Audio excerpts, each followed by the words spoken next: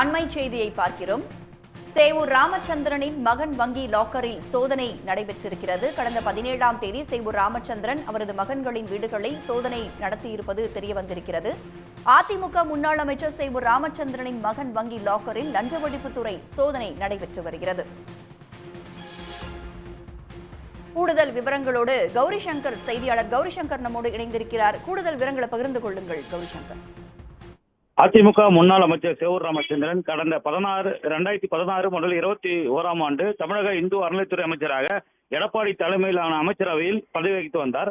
தற்போது கடந்த 17ஆம் தேதி சேவூர் ராமச்சந்திரன் இல்லமான ஆரணி அருகே சேவூர் கிராமத்தில் உள்ள அவரது இல்லத்தில் லஞ்ச ஒழிப்புத்துறையினர் 15 மணி நேரம் சோதனை நடத்தினர். அவர் வீடு மட்டும் இல்லாமல் அவரது மகன்கள் சந்தோஷ்குமார் மற்றும் விஜயகுமார் இல்லங்களிலும் சோதனை நடத்தி வந்தனர். இந்த சோதனையில் அவர் அளவுக்கு அதிகமாக 8 கோடி ரூபாய் அளவுக்கு சொத்து சேர்த்திருப்பது தெரிய வந்தது. இது சம்பந்தமாக 4 பேர் மீது வழக்கு போடப்பட்டது. சேவூர் ராமச்சந்திரன், அவரது மனைவி மணிமேகலை மற்றும் அவர் மகன்கள் சந்தோஷ்குமார் மற்றும் விஜயகுமார் மீது வழக்கு தொடரப்பட்டது.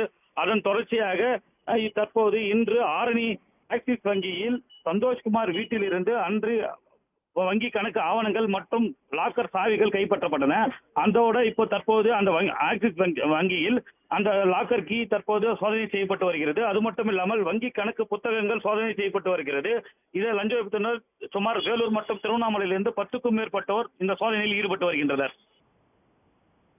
அதிமுக முன்னாள் அமைச்சர் ராமச்சந்திரனின் மகன் சந்தோஷ்குமார் கணக்கு வைத்துள்ள வங்கியில் லஞ்ச ஒழிப்புத்துறை சோதனை நடத்தியிருக்கிறது. கூடுதல் விவரங்களை பகிர்ந்து கொண்டமைக்கு நன்றி.